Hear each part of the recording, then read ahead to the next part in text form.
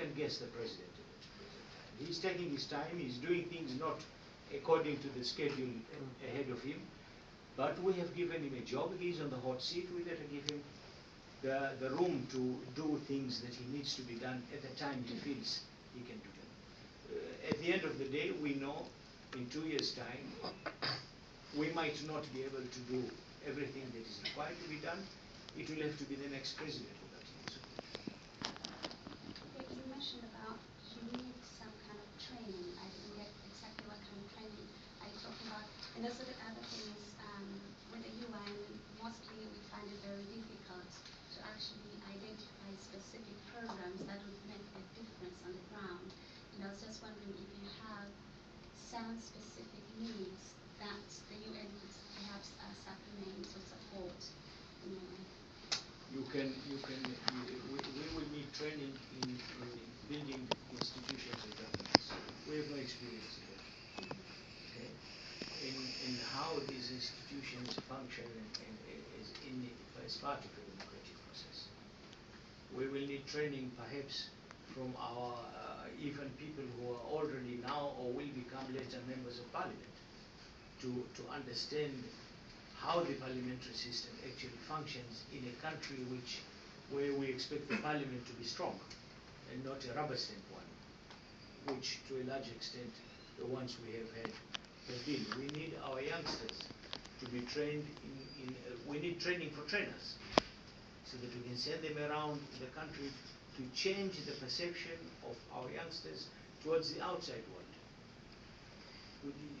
Yemen has been for a long a closed society.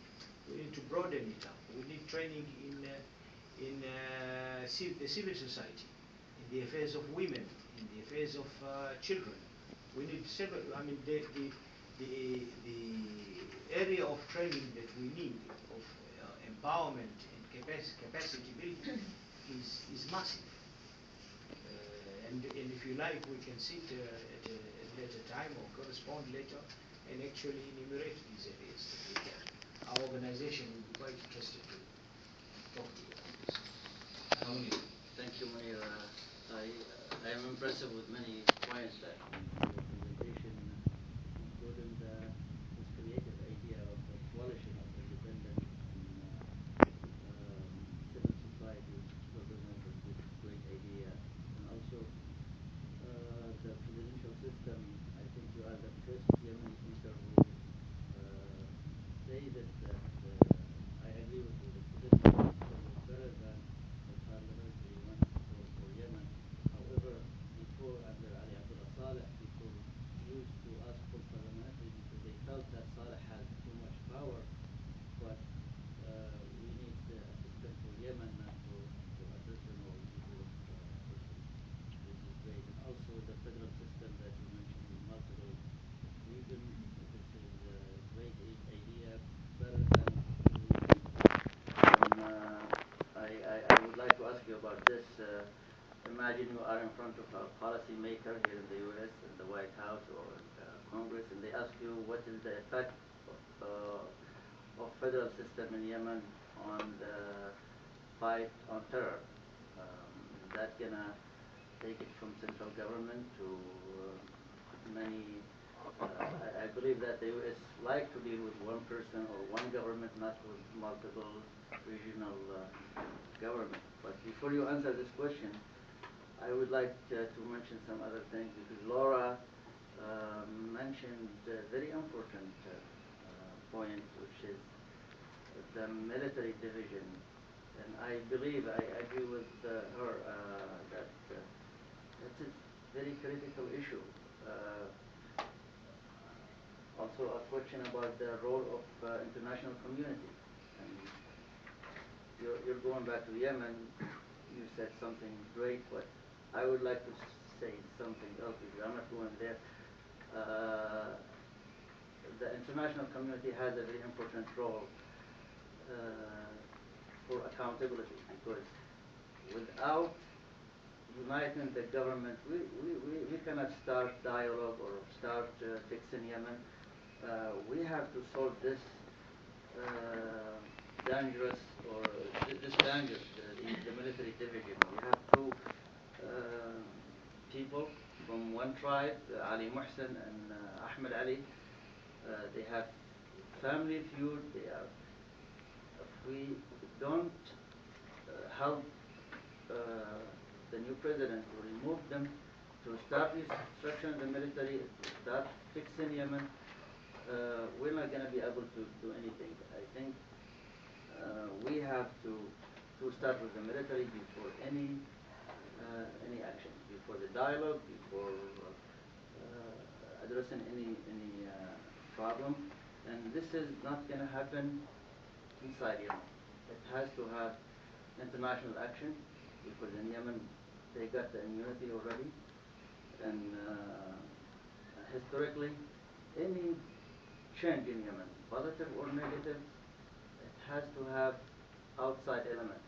Even from the era of Sultan Ziyad, the hero of Yemen, but he got the help from the Iranians. He did not do anything himself. In 1962, the young man Ali Abdul Mughni did the change with the help of Egyptian.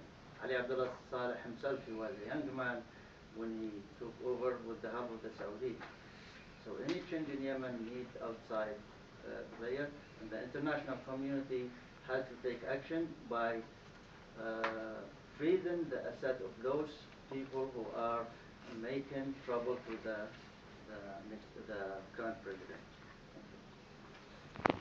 Let's talk about the federal system in terms of terror fighting. I don't think necessarily there should be an effect on it because within the legal system you can create a law that makes this kind of offences a federal offence. And therefore the local governments have to hand over this matter to the federal government, the center.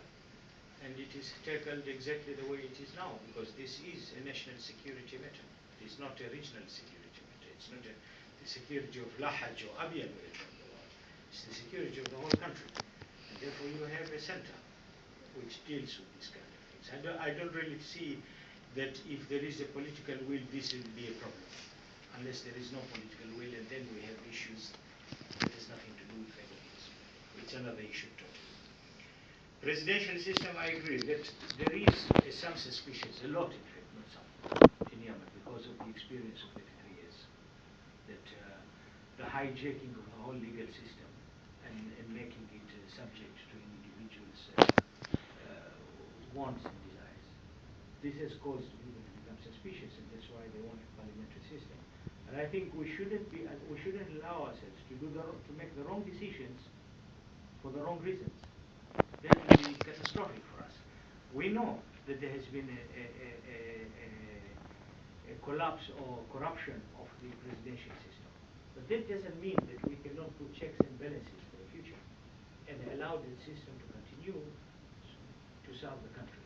But to remove that system and replace it with another system that will not work, then we have even a bigger problem. You cannot start something and fail. You have to succeed with it. Or the result are even worse. Immunity, okay. I think the immunity they received has to be tested in court. In Yemen and outside Yemen. There is a parliament which has issued immunity. This has now become a judicial matter. It's not a political matter anymore. If you try to politicize it, you'll have repercussions.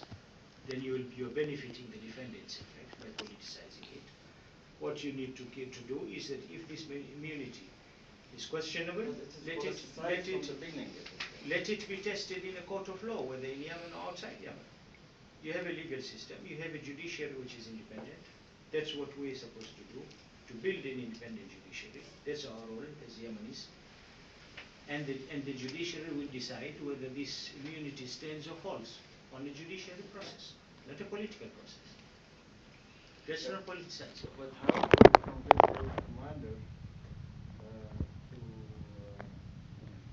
implement the decision of the president?